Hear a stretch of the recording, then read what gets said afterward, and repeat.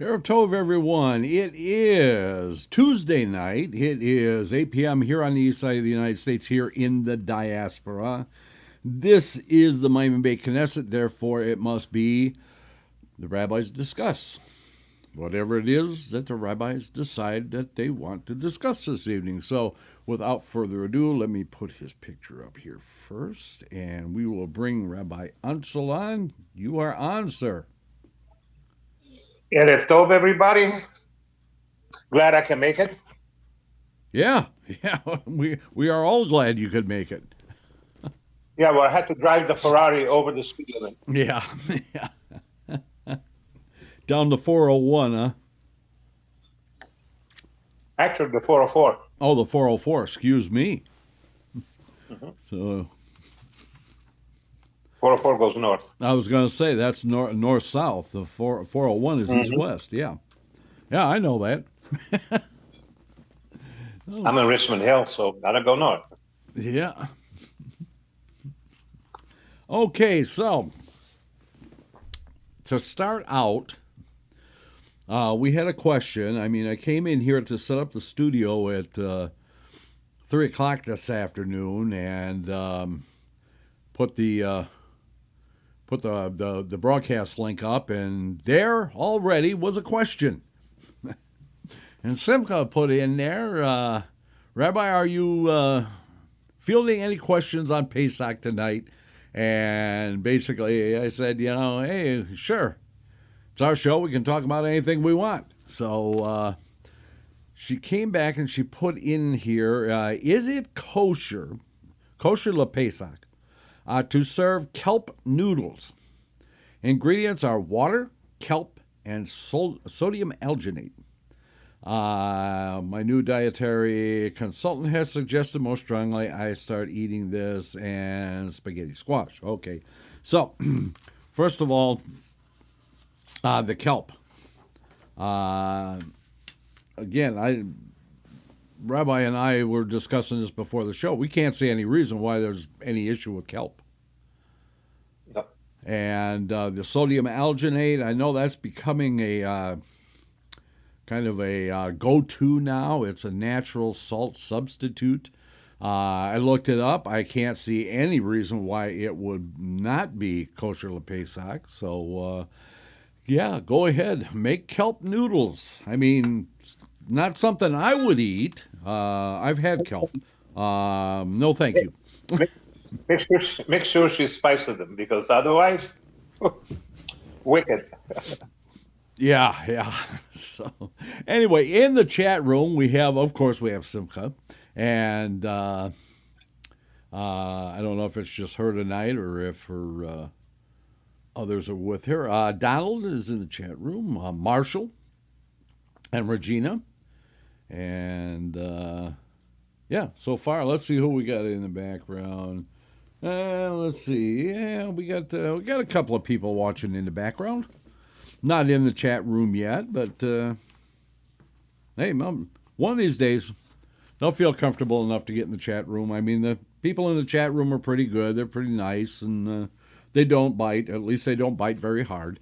So jump in. Water's fine. They can bite as long as it's kosher. They can what, huh? Oh, they can bite as long as it's... Okay. So we are scheduled to do the Bahir tonight, part 8 of our study of the Bahir. I guess, is there any more questions on Pesach before we jumped into the Bahir? Let's find out if anybody has any questions on Pesach, since that's creeping up on us rather quickly. So we do... Regina says, I only bite kelp. Yeah, okay. I can go with that. I would bite it. I wouldn't eat it. Just personal with me. That's just my personal opinion. I'm not a fan of kelp. Okay, so... Me neither. Okay. So let's see. Yeah, Simcha puts in, thank you, rabbis. They will be highly spiced. You better, because let me tell you something. If you don't spice them, they won't smell rosy Yeah, or, and or taste rosy. I guess Yehuda is with her this evening. So okay, so do we want Where's to? Donald? Okay, do we want to get into the Bahir, or do we want to talk a little bit about Pesach? I guess You we. wanna what? They want to talk about Pesach? It's okay. It's like I said, it's close. Yeah, it is very close. All too close. I mean, I'm not looking. That's It's pretty. the one holiday I don't look forward to because unfortunately, I'm out of town. But when I'm home, to clean, to wash, to this, to this, to this. Yeah, I Bring know. out the other dishes. Bring out the Pesach dishes. Wash the Pesach dishes. Put them away. Bring out the other dishes. It's well, that's what Hashem said. Do it. You gotta do it.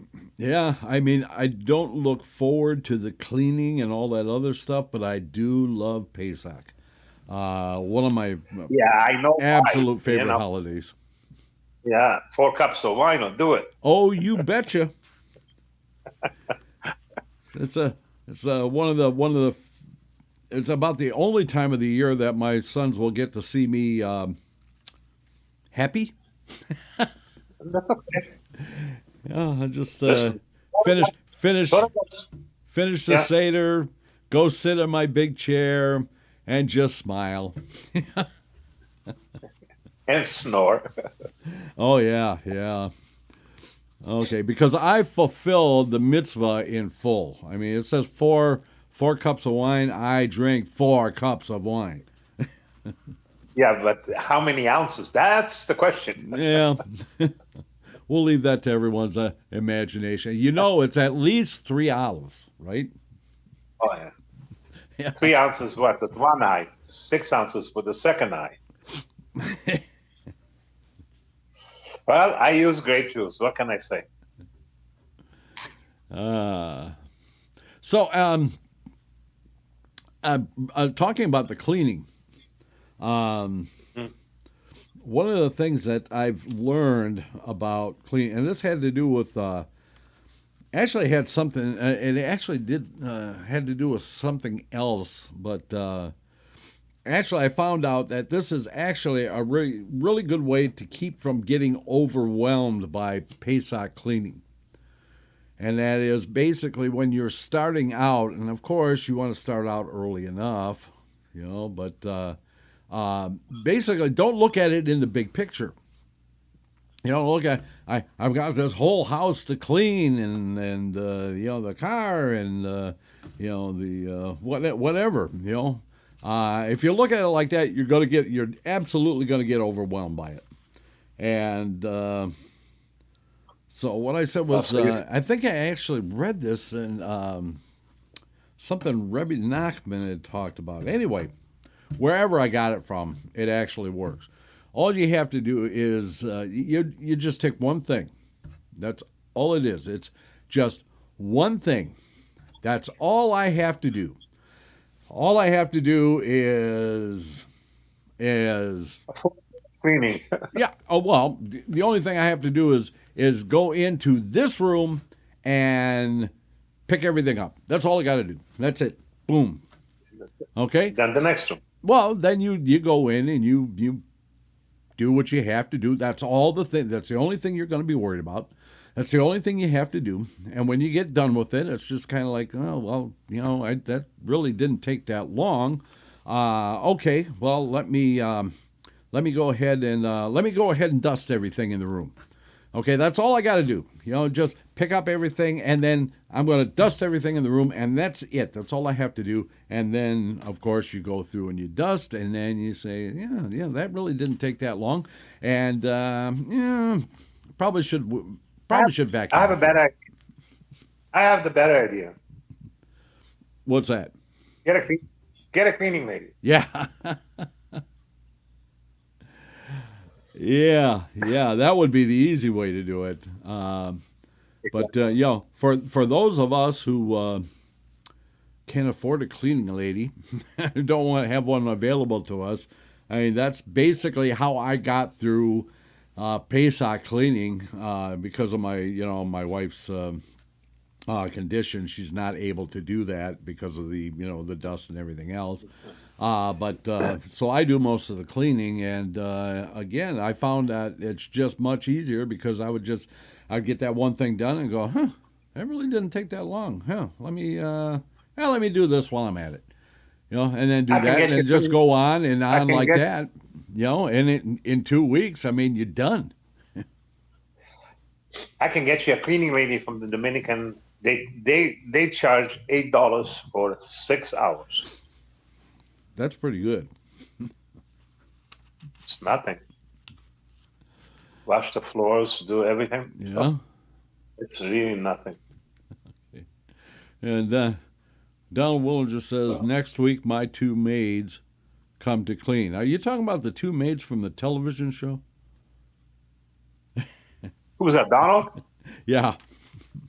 It's in his dreams. Yeah. Oh. Okay. We need to find Donald Bashedach. Yes, we do. And then he can have her cleaning. Oh yeah. Yeah. That always works, doesn't it? Yeah, 1 out of 100. I was gonna say, how did that work out for you? Not likely. Yeah. Me too. Well, she works hard when I clean. She sits down in the chair and watches me. Yeah. Oh man. We shouldn't talk like that about our wives. Didn't say anything wrong.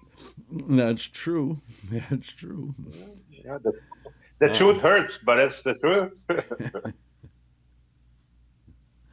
Any questions from the group? So I guess they know everything about Passover.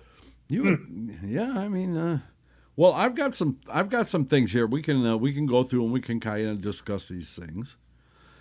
Let's start out with the prohibited foods. So we got leavened bread, cakes, biscuits, crackers, cereals, coffee with cereal derivatives. I guess it would be like chicory or something like that. Yep. Raw wheat, barley, oats, spelt, and rye, and all liquids containing admixtures of these products. Though these may not be present in their natural state, they may exist in flavorings and emulsifiers. You've actually run into that before, right? Mm-hmm. With somebody else that was actually on a cruise ship, wasn't it? Yes. Yeah, so preservatives, alcohols, vinegars, etc. Okay. So we have permitted foods. Well, let's see. We got some things going on. How much does it cost the maids from Dominican get to Alabama? Well, first of all, she would need a passport. Yeah. No. No, you can get ladies, to clean anywhere from $5 to $10. She works for 8 hours, because that is in the Dominican. That is minimum wage. Oh, really? And there's a lot of them who, especially students in university. They can't find jobs just for the summer, so they will do maid work, because they need their fees for university. Right. And unfortunately, in the Dominican, a lot of these girls end up on the wrong side of the street because they can make more money that way, so they can continue with school. And I have met some ladies that were in 2nd and 3rd year medicine and 2nd year law school, and they were doing the wrong side of the street, and because they needed it. They didn't do it because out of pleasure, but that's what happens. Yeah. It's not a nice thing to know, or to see. But the cleaning lady that I get it every 2 weeks. and she charges me $8. And she does all the 3 bedrooms, the 3 bathrooms, the kitchen, the living room, and dining room. Yeah. Okay. She asked if. Okay. Oh, go ahead. Go ahead. Okay. So let's take a look at some of the permitted foods. Okay, so this list is from it's Ashkenaz. Okay, so we may have some things we may need to kind of modify in here. So like kidneyot. I mean, we actually do eat. So we have meats. If purchased from a kosher butcher, meats used on Pesach may not be used if bought before the store has made kosher for Pesach. Okay, this is usually done immediately after Purim, but you should ask the butcher to be sure. Kosher meats packed in plastic by the manufacturer and which are often purchased in regular supermarkets are usually kosher for Pesach. I might argue that. Nonetheless, it is advisable to look for an indication on the package. Okay, so fish and eggs. Fresh fish does not require certification. Why doesn't fish require shechita?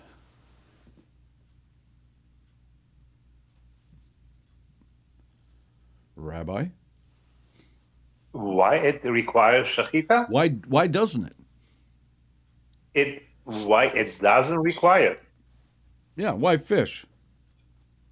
I mean, poultry has to be checked by someone who knows what they're doing. Beef has to be checked by somebody who knows what they're doing. Goats, Fish is a lamb, fish, all that. Fish doesn't require that. It's not an animal. It has no hoops. Mm-hmm. So the only thing that fish requires is that it have what?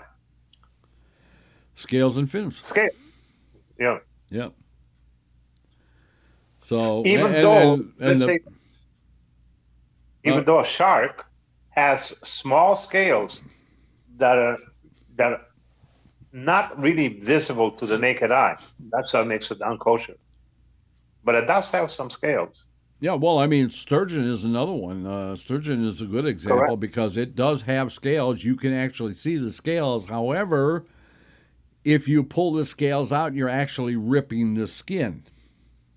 And that's Correct. Why they say it's not kosher, is because you have to actually rip the skin to take the scales off. Yep. And then there is some controversy about whether younger sturgeon as opposed to older sturgeon. Younger sturgeon, the scales they're not really tearing the flesh to actually get the scales off, but when they get past a certain age, so some rabbis say young sturgeon is okay, is kosher, and there's some that say no sturgeon is kosher. How are you going to estimate the age? Yeah, I mean that's the question. I mean it's and that kind of goes back to what we read in the parsha last week, and it talks about the young dove and the turtle dove. Yep. And the young dove and the turtle dove. Why did it actually say that? Because the turtle dove and the dove you can tell the age by the plumage. Because the plumage will change at a certain age. Change colors. Yeah, and I can't remember which one is which, but a young turtle dove you can tell because, or a young dove you can tell because the plumage is different than an older one, and the same thing with the turtle dove. I think it's I can't remember what it is right now, but you can actually tell. Maybe there's a way to tell with sturgeon. I kind of doubt. I mean, sturgeons live a long, long time. Here's a question: shrimp. Are those considered scales? No. Why? Well, because again, I mean, they're. Well, it's actually an exoskeleton, right? Exactly. Most people don't know that, but shrimp has an exoskeleton. So no. Same thing with a lot of them. Yeah, but again, why don't fish require to be shicked? If they're not considered to be an animal, they don't have legs, so they don't have no split hooves. I don't see any other reason. Well, here's the way it was explained to me. Okay, that because when God flooded the world, when He decided to flood the world, said all mankind and all the beasts had defiled themselves, right? Except for the fish. Mm-hmm. The fish are the only ones that didn't defile themselves by interbreeding or anything like that.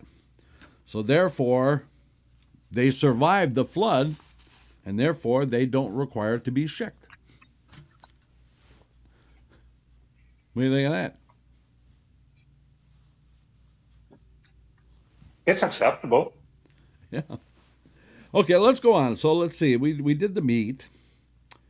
Fish and eggs. Fresh fish does not require certification. Packaged fish comes under the rule for processed foods.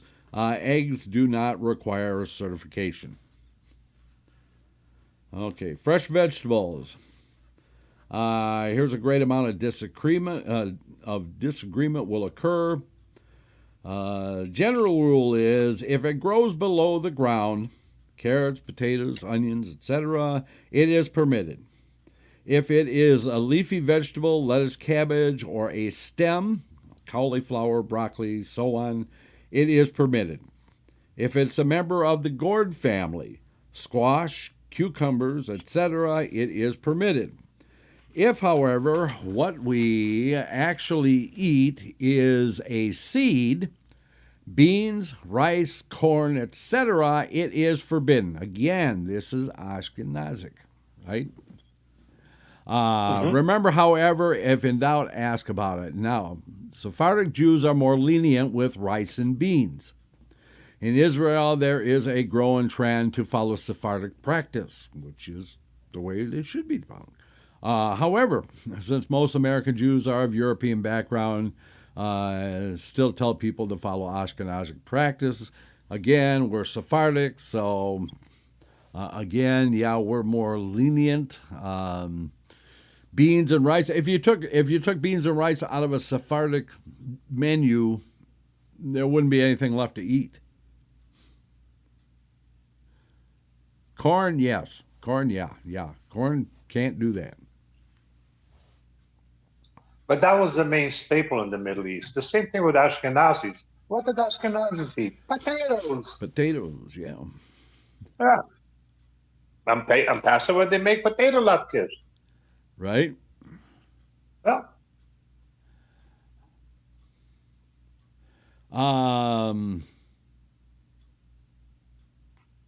Par foods do not require kosher killing. I'm sorry, Yer. Par foods, like vegetables and stuff. I'm sorry. I found that really, really funny. Yeah, usually we don't shuck vegetables. Right? Right. I mean, we don't, they don't have a neck to slit or anything like that. Okay, so, however, par foods do need to be kosher lepesach, right? Yep. Okay, so we got fruits and, fresh fruits and nuts.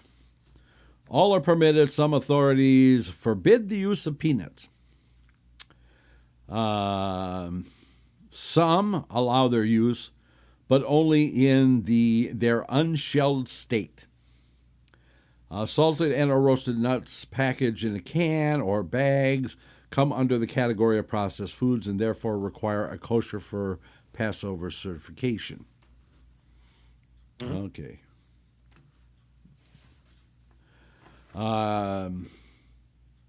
Yeah, you're right. Fish are parv, but then again, so are eggs.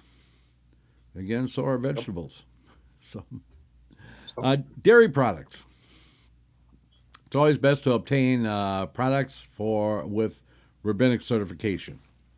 Rabbinic certification for Pesach.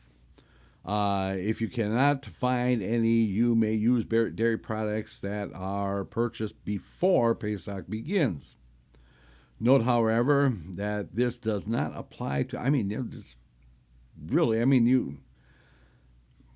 remember the last time I went to a store and saw milk that wasn't OU certified. Right. The problem arises even if it's not Pesach, are the cheeses. Right, yeah. However, this does not apply to products like fruit yogurt and cottage cheese or flavored cream cheese, which may have chametz mixed in, unless specified otherwise. Ice cream is not kosher for Pesach. Okay. Is vodka kosher?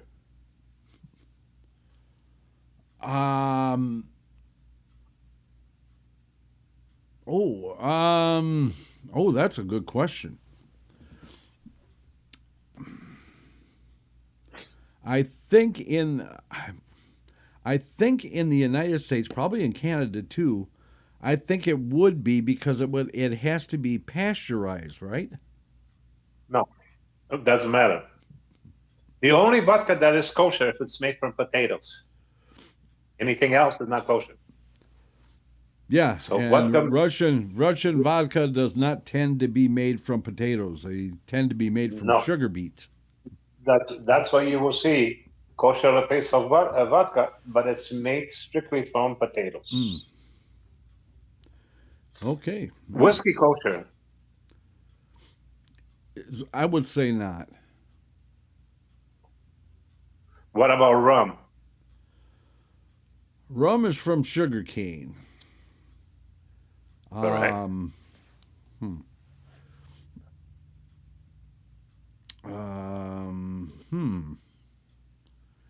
It's a byproduct of the boiling of the cane, and then it's fermented. Well, I mean, it's going to be fermented again. Yeah. So that would make it not kosher for Pesach. Correct. Okay. Yeah, because you got to boil it, so it will start fermenting. Right, yeah. And that's actually how they make rum. I mean, it actually comes from the boiling of the sugar, right? Correct. What about cognac? Cognac, I don't know that much about cognac. I really have no idea what it's even made out of. Cognac is made from grapes.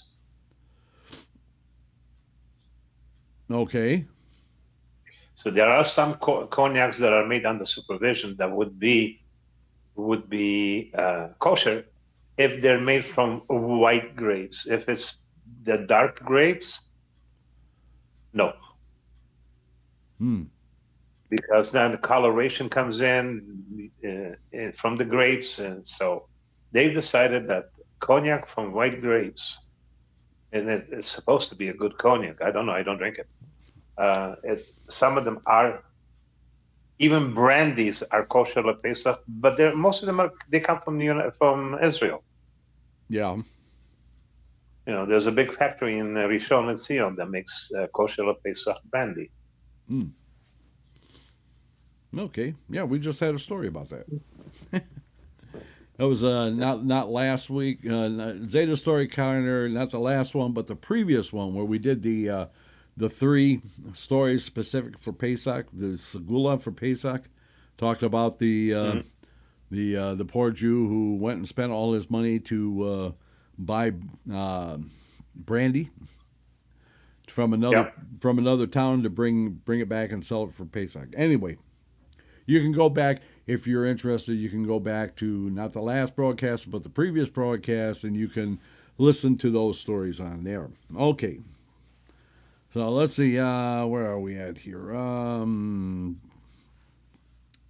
Dairy products, we already talked about that. It. Beverages. What about Wine. Well, let's get there. We'll get there. Okay, so dairy products. Oh wait, we did dairy. Beverages, sodas, and juices should have a rabbinic certification. Milk comes under the rule of dairy products. All liquors are forbidden unless they bear a rabbinic certification. Wines and liqueurs that are normally labeled as kosher are usually fit for use on Pesach, although exceptions can occur. Always look for the kosher Pesach certification. Be sure they are specifically labeled as kosher for Pesach. Do you know Coca-Cola actually makes kosher Pesach Coca-Cola? Yep. And what they do, Here's and a if question you've ever had kosher Pesach Coca-Cola, those of us who are older will have fond memories of it because that's exactly the way they used to make Coca-Cola way back in the day. It was made with cane sugar. It was not made with corn syrup. Correct. So usually right around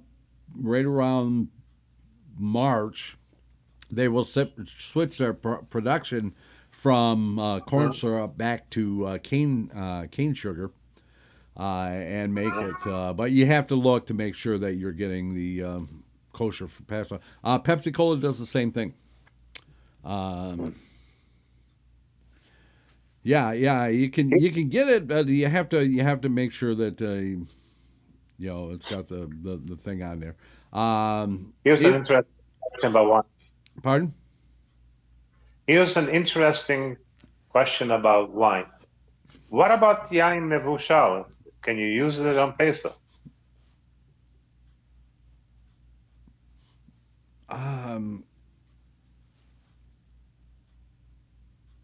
Well, I would. Don't forget how you get the yain mevushal.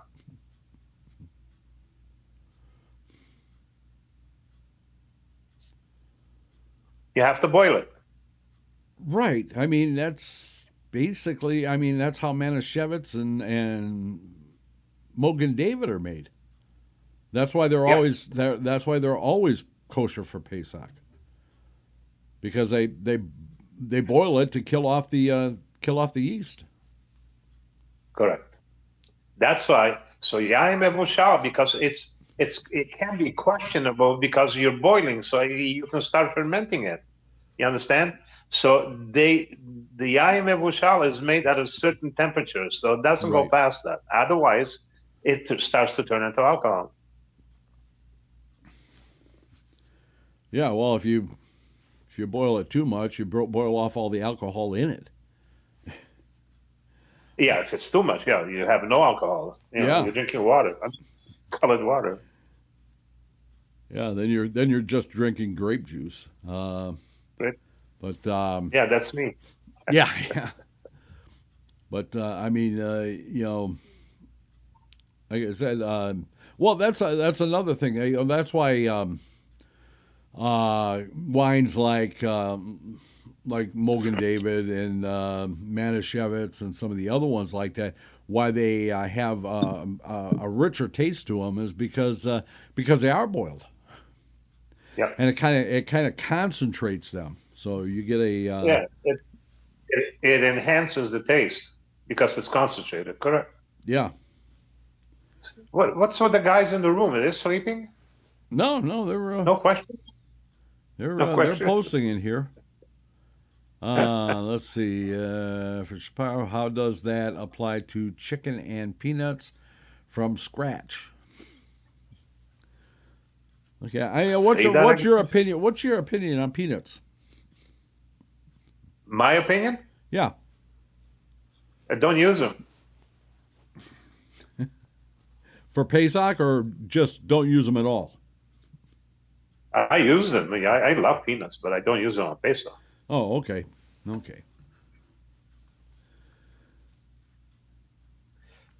I follow the Sephardic tradition. I do eat kitniot. Yeah. Even though I'm mean, Ashkenazi. Down in the Dominican Republic, yeah, you probably would. Okay. potatoes are not the most famous thing. They have potatoes, but rice here is the main staple. Right, yeah. Yeah. Arroz con pollo, chicken and rice. It'll come out of here. That's all they eat. It's chicken and rice until they get chickened out. But it's the cheapest staple for them. So they grow their own chickens. Yeah.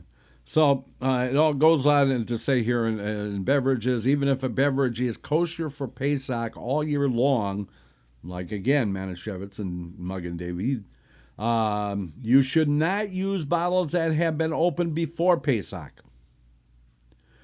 Do not open bottles until the house is officially Pesadik, right? Yep. Okay, processed foods.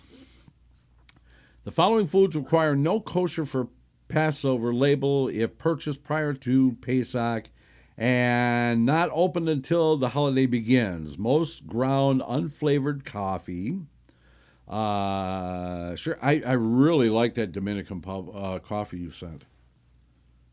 I'm gonna have to send you some more. Oh, it was really good. In fact, I gave I gave one of them to my friend who's actually a Sabra. I said, you got to try this. You really got to try this. So, but anyway, actually, what I should do is get you 3 different kind of beans, and you just they're fresher, and you make your yeah, I've put them to the grinder. Yeah, I've got a coffee grinder. Yep. Yeah, do that. I'd appreciate it. You got it. Okay, so let's see what else we got here. Okay, most ground unflavored coffees: sugar, pure tea, salt, pepper, natural spices, frozen uncooked fruits and vegetables, with no additives. Again, do not trust them if they say they are washed. Take the time to inspect them. They need certification, especially frozen. Yeah, especially. Instant coffee, however, should have a rabbinic certification for Pesach. Okay. That is true.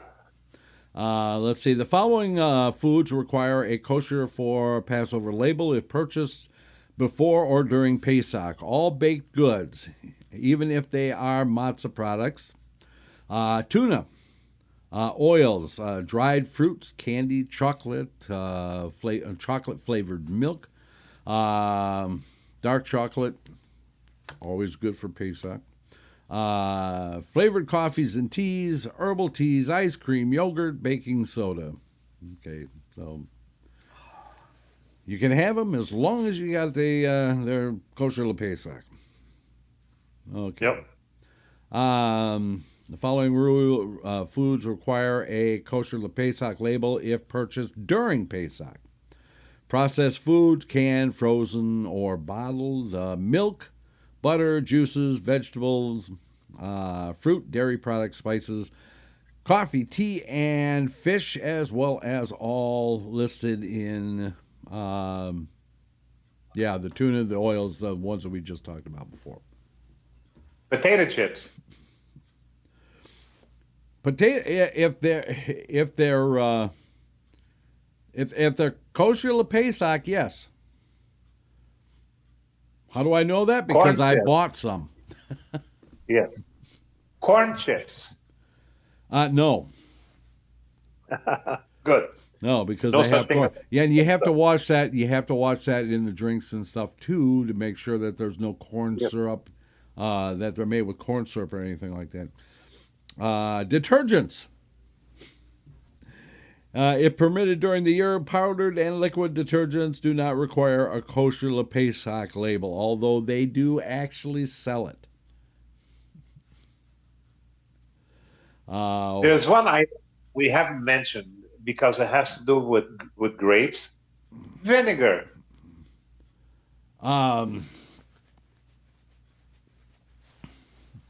Well, is it permitted? Vinegar can. Yeah. I'm asking you. Is it permitted? Is vinegar fermented? No. That's how you get vinegar.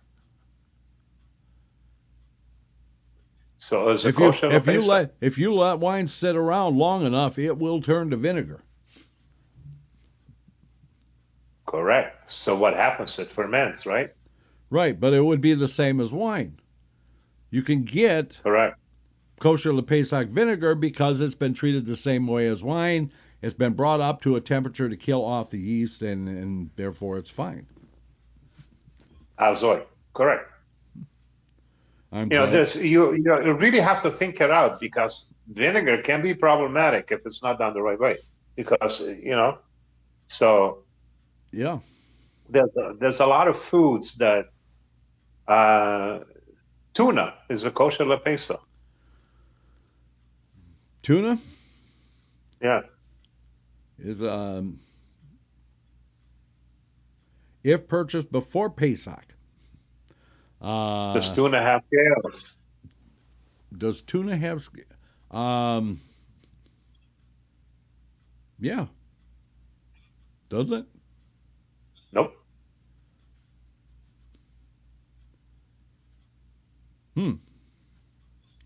Salmon does.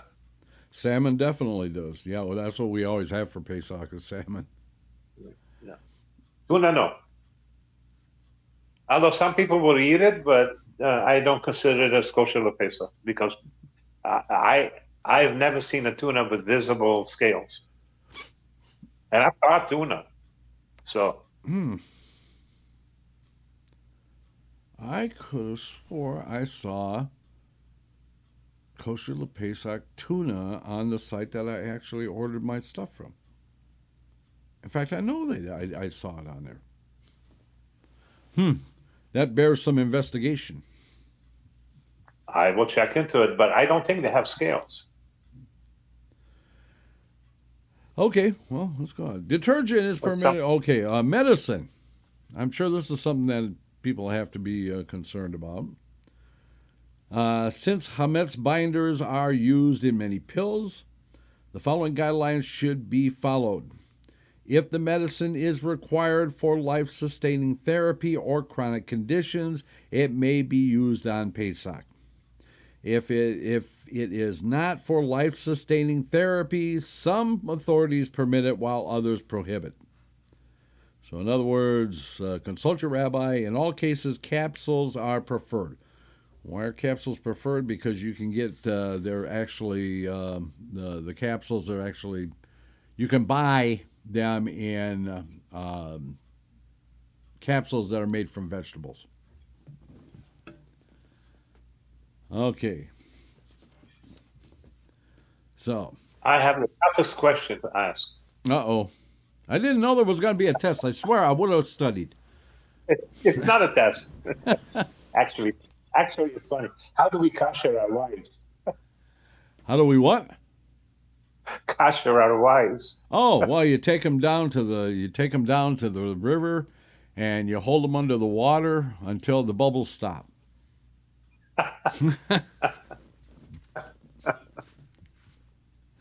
That was okay. Okay, let's talk about kashering. Okay, so the process of kashering utensils depends on how the utensils are used. According to halakha, leaven can be purged from utensils by the same process in which it was absorbed by the utensil. Therefore, utensils used in cooking are kashered by boiling. Those used in... Pardon? Yes, sir. Those used in broiling are kashered by fire and heat. And those used only for cold food are kashered by rinsing. What about wood? Wooden spoons? You can't kasher a wooden spoon. Correct? Okay, hang on. Let's see. According to World Wildlife Fund, the tuna do have scales, though they are small and can be missed. Aha. Thank you very much, Judah. They cannot be missed, or they can be missed? It said they can be missed. They can be easily overlooked, but they actually do. The same thing. So it's the same thing with the what's the fish you mentioned? The sturgeon. That's exactly. I mean, you have a shark has scales, but you can miss them because they're just so tiny. I still believe that tuna is not kosher. This is just my opinion, because like you said, they can be missed. The scales must be seen by the naked eye. Mm-hmm. This is what I've been told. So I don't profess to know everything, but as far as I am concerned, if you cannot discern scales on a fish, it makes them unkosher. Right. Don't know. Okay, so we learned that in the Mashgiach course, right? Yep. Okay, so earthenware, china and pottery, and so on may not be kashered. However, fine translucent chinaware, which has not been used for over a year, may be used if scoured and cleaned in hot water. Metal, wholly made of metal, used in fire, a spit or a broiler, must first be thoroughly scrubbed and cleaned, and then may be made as hot as possible. Usually use a torch to do that. Even stainless steel has to be made hot. Yep. Almost red. Those used for cooking or eating, silverware pots may be thoroughly scrubbed and cleaned and completely immersed in boiling water. Superheated, actually. That was one of the things from way back in the day. You get a kettle of boiling water, and then have a stone on the fire. Put your utensils in the put your utensils in the pot, and then drop the stone in, and it superheats the water. That's the old way to do it. That is the old way, yeah, man. It don't get any more sterile than that. Nope. Okay, so those used for cooking and eating silverware and pots must be thoroughly scrubbed and cleaned and completely immersed in boiling water. Metal baking utensils cannot be kashered. Okay, ovens and ranges. Okay, this is an interesting, and this actually harkens back to when we were taking the Mashgiach course, and they were talking about everything had to be mikvahd. Yeah. Okay, so I'm going. Okay, that makes sense for the silverware and the dishes and the pots and the pans and stuff like that. But you're also using an oven, which I seriously doubt you dipped in the mikvah.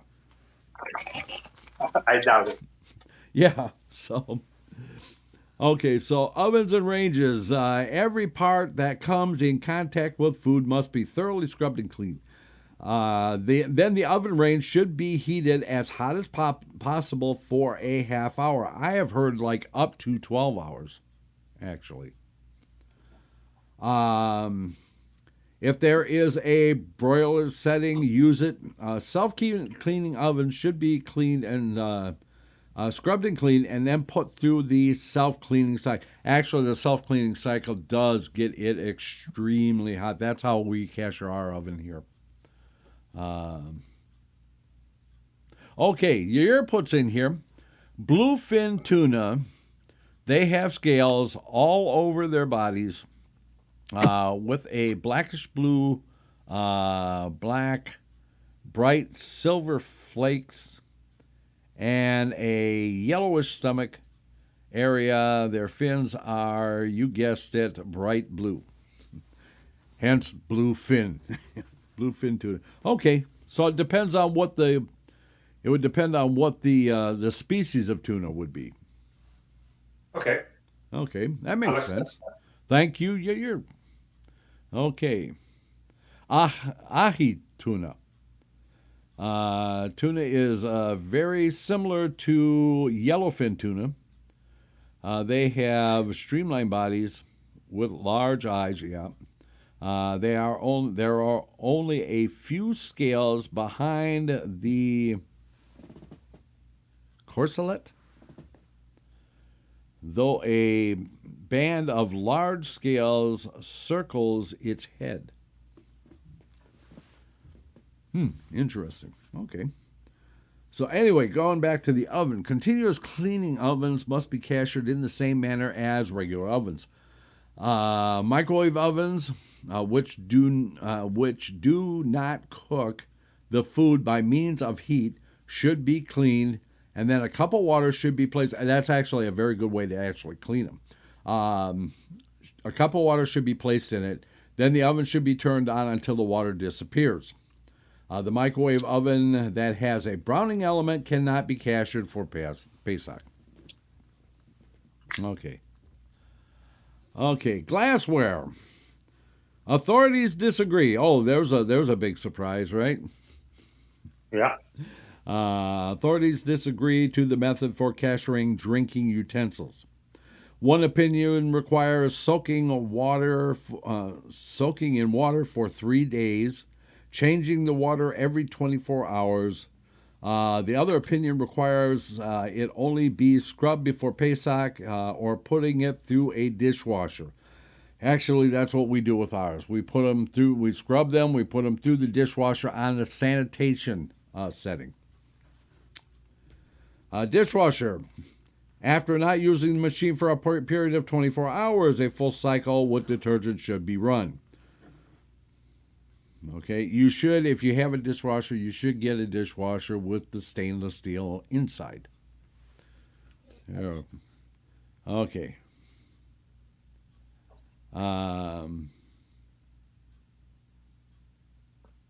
Okay, Donald puts in, although many kosher fish are completely covered with scales, halakha requires only a minimum number of scales to accord a fish kosher status.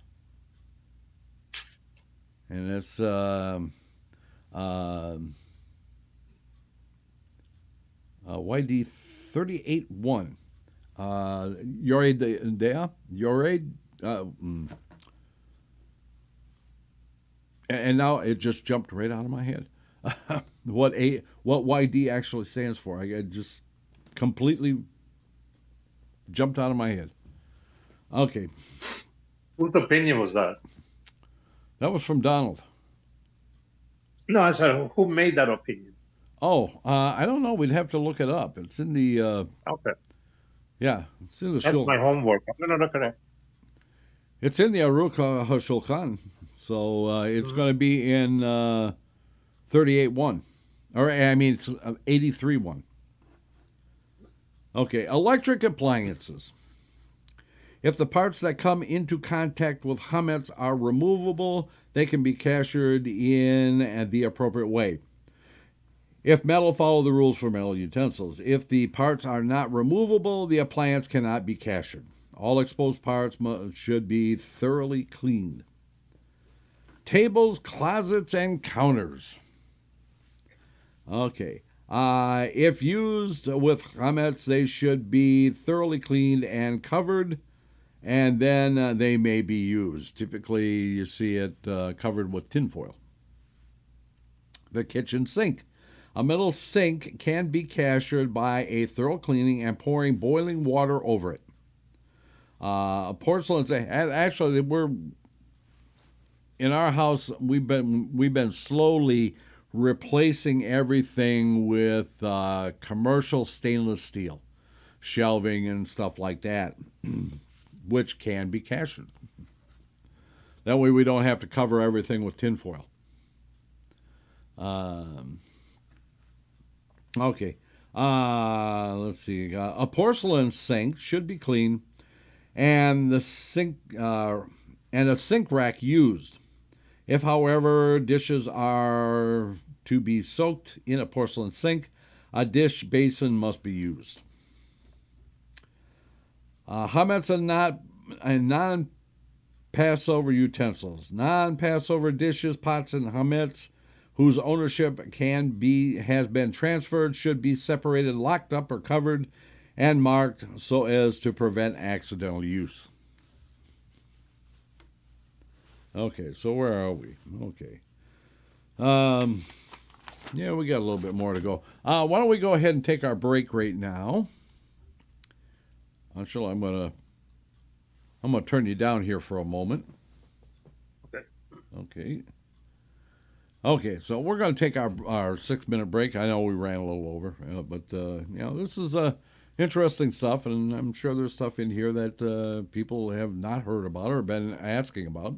So we're going to go ahead and take our break, and when we return, we'll get into more on Pesach. So please stay tuned. Let's all go to the lobby. Let's all go to the lobby. Let's all go to the lobby to get ourselves a treat. Delicious things to eat. The popcorn can't be beat. The sparkling drinks are just dandy. The chocolate bars and the candy. So let's all go to the lobby to get ourselves a treat. Let's all go to the lobby to get ourselves a treat. It's intermission time, folks, so hurry, hurry, hurry. Step right over to our refreshment center for the most extravagant array of refreshment goodies ever assembled under one roof. Enjoy breathtaking, mouth-watering goodies, everything from a snack to a delicious full meal. At our refreshment center, you'll find a large variety of goodies to satisfy your hunger, your thirst, or your sweet tooth. So hurry, hurry, hurry. Visit our refreshment center now. The show starts in 5 minutes.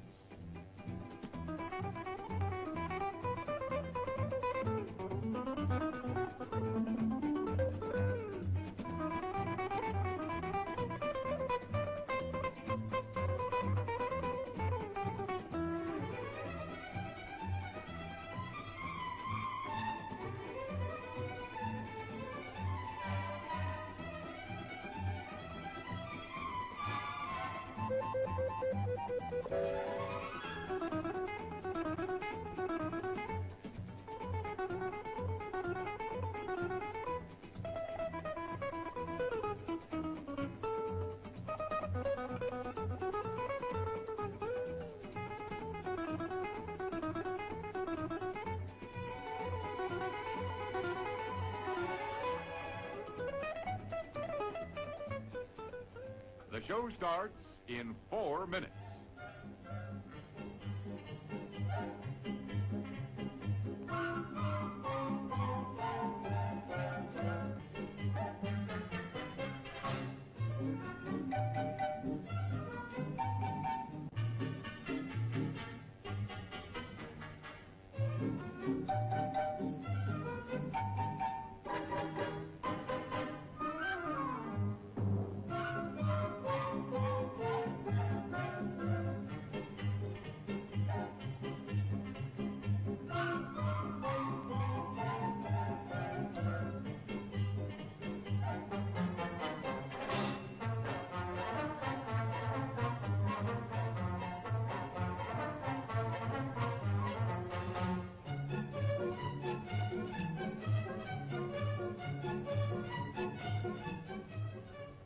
The show starts in 3 minutes.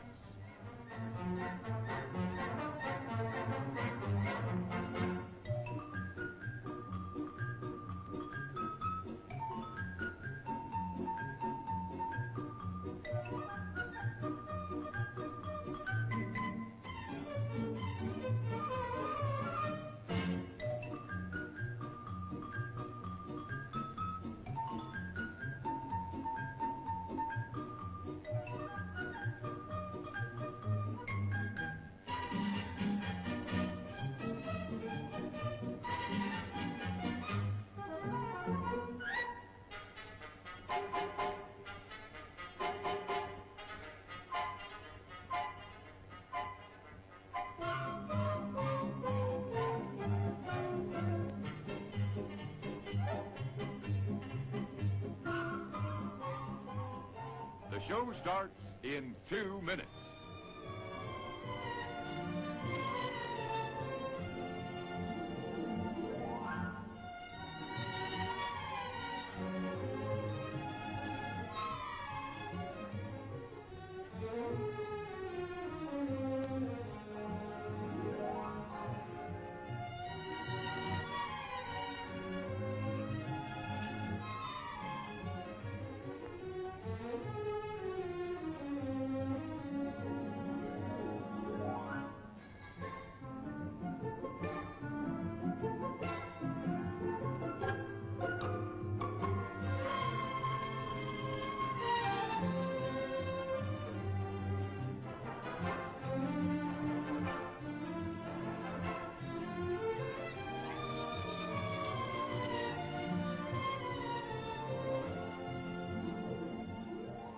The show starts in 1 minute.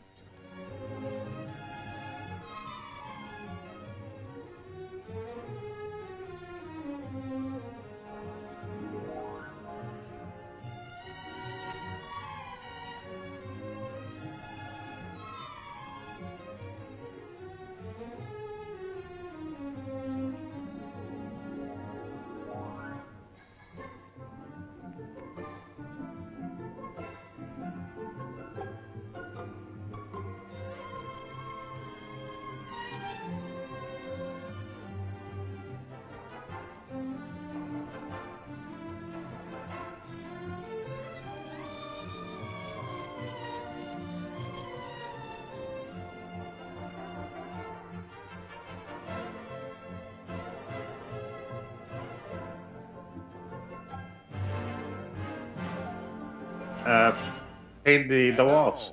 On with the show. Okay, so we are back now. What was that you were saying? I said in the old country, I remember my grandparents and my parents, they would paint the walls for Pesach. Uh-huh, yeah. Yeah, I remember hearing people talk about doing that. Well, we didn't have any mattresses, so once a year, Changed they out would the take straw. the straw out of the mattress and they would put a new straw. Yeah. Okay. Yeah, we slept on straws. Yeah. Okay. So. Okay. Okay. Let's look at the sale of chametz. Okay. So a lot of fish talk in the chat room. a lot of tuna talk. Something fishy. Yeah. Chametz is forbidden for use by any Jew during Pesach, of course. If owned by a Jew during Pesach, said chametz is forever forbidden for use. It is customary to clean our houses or places of business to get rid of small amounts of chametz. However, we need not throw away any large amount of forbidden foods, as well as year-round dishes and or cooking utensils. Instead, we transfer title to these items to a non-Jew. The sale is performed by a rabbi or a designee, acting on behalf of those who authorize him to sell their chametz. By giving authority, either in writing or in person, individuals are part of the agreement, which allows the chametz to be used again after the holiday ends. Basically, what they do is they sell it. The person gives them a down payment. He has until the end of Pesach to pay for the whole thing. So you have to actually estimate the fair market value of it. So he makes a deposit on it, and if he wants to, he can buy all of it for the agreed on price. If he doesn't, by the end of Pesach, then the contract is automatically broken and the ownership reverts back to everybody who actually sold it. So let's see this. Okay, all congregants are urged to have an authorized person act on their as their agent for this sale. You should authorize him to sell the chametz in every residence you own, including vacation homes, your vehicles. Don't forget your vehicles.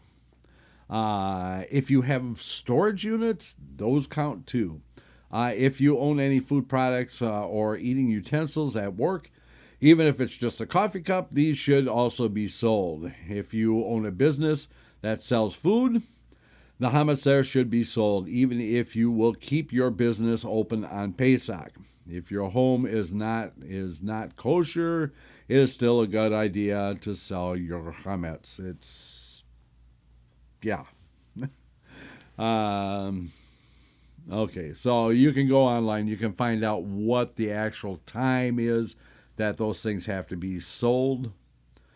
It depends on where you're at. Okay, so next one is the search for the chametz. Okay. It's proper to clean the house, cars, and places of business thoroughly before Pesach. On the eve of the holiday, however, we should observe the ritual of B'dikat Hametz, B'dikat Hametz, the search for the leaven. The ritual is also found at the beginning of most Haggadot, as well as many Sidurim. You can actually purchase a little kit for doing that, which has a little feather and a little, like a dustpan for getting the hametz. Typically what we do is we clean the house, put a little bit of hametz in a plastic bag, and then hide the plastic bag, and then we go through and we do the search for the hametz. A lot of people use a candle to do that. We don't. We use a flashlight, just for safety reasons. Okay. Let's see. Fast of the firstborn. It is customary for the firstborn males to observe a fast on the day before Pesach in sympathy for the suffering of the firstborn of the Egyptians who died during the first Pesach. It is equally customary to have a siyum to conclude the study of a rabbinic tractate on the morning before Pesach. The act obligates those in attendance to participate in a seudah mitzvah, a meal or a celebration. Firstborn males in attendance are therefore spared the need to fast for the rest of the day. The siyum will. Oh, okay. This has to do with when this was actually done. Actually, I want to thank Harold Steinman, who put this guide together a long time ago. Let's see, we are in 5783, and he actually wrote this up in 5765, and I've been using it ever since. So there you go. Anything you want to add? Nope. I basically covered everything. Yeah. Yeah, I mean, we've talked before about no,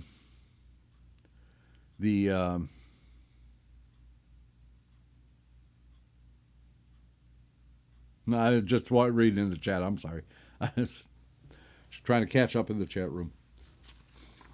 Oh yeah, we were talking before about the some of the traditions in for the Seder. I know in our Seder, and it's fairly common in Sephardic Seders that leeks or scallions. We use those for when we get to the part of the Seder that talks about they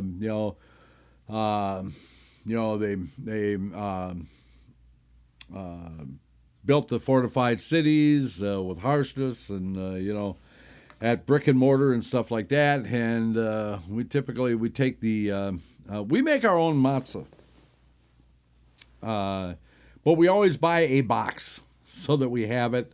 But usually we make fresh matzah every year, so because it's actually pliable, you can actually bend it, so it makes it a little easier to eat. But we always buy a box because during our Seder, when we get to that point where we're talking about building them fortified cities, we actually go around the table and we build a fortified city, right? We actually break up a matzah, and then the person is to take the matzah and some charoset and then put another piece of matzah on it. And while the person before him takes a scallion or a leek and beats him with it symbolically. I've seen people get kind of really carried away with that. It's a lot of fun, but it can't get out of hand.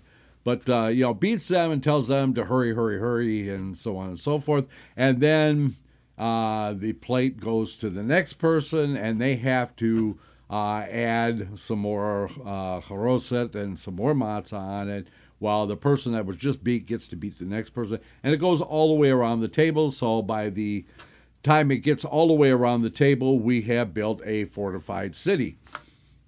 And everybody has had a lot of fun beating everybody else with a leak. So, you got any strange customs like that? Nope. Nope. Nope. In the old countries, it was just a straight Seder. Grandpa had the kittel on, 2 cushions on his back, and we did the Seder. We had the cup for the Eliyahu Anovi, and when it was, then one of us, me or my brother, would open up the door in the house, and Grandpa used to look if we were looking. He used to shake the table, and the wine would spill. He said, "See, he was here." Let's see. What's something else that we do in our? Oh yeah, the plagues. For the little ones that are at the Seder. I mean, if you want to have little ones there, you know how anybody who's had little ones at the Seder knows how hard it is to keep their attention, right? Yeah. So they do make what they call a plagues bag. So the plagues bag actually has in it has all the different little animals and stuff. It's got frogs, it's got lions and zebras and stuff in there. So as you're going through the different plagues and stuff like that, then the kids go through their bag and they pull out the things that are related to that plague, and it gives them something to play with during the Seder, and kind of keeps them interested in the Seder. So that's another thing that we do. We used to take a plate and put the cup of wine in the plate, and then we used to take the little finger and we used to dip it into the wine and put a drop of wine out on the plate for every plague. Yeah, we do that too. But along with that, we do the thing with the plagues bag to keep the little ones entertained and keep them interested. Yeah. So that's a good idea. And that's again, if you make it fun for the Kindler, that they're going to. It's a learning tool. They remember what the plagues are. Yeah, they can actually they see the little animals and they know what it was. Well, and so then they look forward to it every year. Yeah. Same thing with the dreidel. Yeah, and then as they get older and they actually get to participate in the readings and stuff like that, it just makes it more interesting. And that's one of the things I've also said too, is that don't just drone through the Haggadah when it comes down to the telling the story of the Exodus. Put the Haggadah aside and tell the story, because that's what the Torah tells us to do. You shall tell your sons. So yeah, this should take you 4, 5, 6 hours to go through it, not just read and not understand, not ask any questions why. Oh yeah, that's the other thing, is that asking questions. That's a big mitzvah for the Seder, is people asking questions. That's why they said it. Man ishtana halayla hazeh mikol halaylot. Why is Passover so different from any other holiday? Yeah. I mean, there's nothing that resembles anything else except Pesach. That's true. Yeah. I mean, we that's another thing that we do, is that the Torah says when you eat that, you're supposed to have your shoes on your feet and your stick in your hand. So I have a beautiful staff that I actually have, that I actually hang on to through the Seder with my shoes on. We're not a Japanese house here. We don't take off our shoes when we come in. I know. So you got the papal stick, huh? I wouldn't call it that. Just it's a very nice staff. I got it at a Renaissance festival. I saw it. I said, "Oh, that is beautiful. I got to have that for Pesach." I also have a staff that has Detroit Tigers on it. So I'm going to excuse myself. I have to move the car. oh, okay. Well, just give us a shout when you get back. Of course, we may actually be done by the time he gets back, so we'll see. Okay. So we've. I'm trying to think of some of the other things that we do. I mean, anything that we can do to make it entertaining. People will remember things that are funny or entertaining more than they will anything else, because it's just automatically a trigger for their mind. You see something funny, you tend to remember it. So we want to make the Seder, something to be remembered. Something that's going to be memorable. And if we do things and switch it up every year and stuff like that, then people are going to remember it. They're going to enjoy it. They're going to look forward to Passover. And they're going to look forward to coming to the Seder. And that's exactly what we want. Let's see. I was going to ask why the state is different from... Hey, Rabbi Ancel is in Canada. Yes, he is. And they have to park on a different side of the street when it snows. Yeah, there's a lot of weird things in Canada. What can I say? Some of them happen to be my relatives. But anyway. It's fun when you get a little cold. It wakes you up. Oh, yeah. Yeah, it will. Actually, it was pretty warm here today, so it should have been pretty warm where you are. Nope. -2. We were 51 today for a high. Not bad. No, I mean, that was 51. I mean, that was time to go out to the beach here. Okay. Some years we used to do plays, telling stories. Year says, "Oh, that's a good idea." What about the Afikoman? The Afikoman? That's you mean hiding it? That's an Ashkenazi custom. Yeah, we used to hide it, and when we came to time to eat the Afikoman, you say, what Father used to say, what do you want for it? Yeah, ransom the Afikoman. Yeah, but then my father used to take the Afikoman and used to put it on top of the highest place in the house, and it stayed there till the next Pesach. I gotta tell you, there is a movie out there. It's called When Do We Eat? And it's about a Jewish family. It's a wonderful movie. I love it. I watch it every year right before Pesach. I watch it. It's about a family. They are not observant, and basically it's all about them coming to the realization of Pesach. And it's just absolutely wonderful. I love the movie. Jack Klugman is in it. One of my favorite actors. It was the last movie that he actually made. He actually passed away just shortly after that movie was made. He is amazing in that movie. He plays the grandfather who was a Holocaust survivor. He's got one scene in that movie that will just tear your heart. He's always been one of my favorite actors, but this has to be the pinnacle of his acting career. Even though at this point, those of you who know anything about Jack Klugman know that he had injured his vocal cords and stuff like that, and his voice got very, very very rough and could barely speak and stuff like that.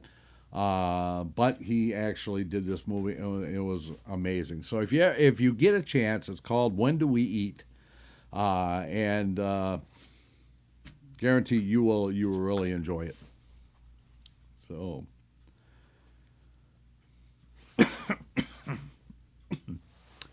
Don says it was 65 in South Texas. Yeah? So? Yeah. You bragging? I wonder what it was in the Dominican today. 65, 89 in Punta Cana. Oh, man, that'll make you homesick, won't it? You go home, you start schwitzing. Here it's cold, you don't schwitz. You go home, you got to 2 or 3 times a day. So, there's never a happy medium. Yeah. Oh, I tell you, this is... It's unusual. It's unusual because the nicest time of the year there is from November, December, January, February, March, April, and even partly of May. But, What, in the Dominican? Yeah. Yeah. But, the weather has changed a lot, It's not what it used to be. I remember here in Toronto when I was a youngster going to high school and going to university. I mean, it was minus 30, minus 40.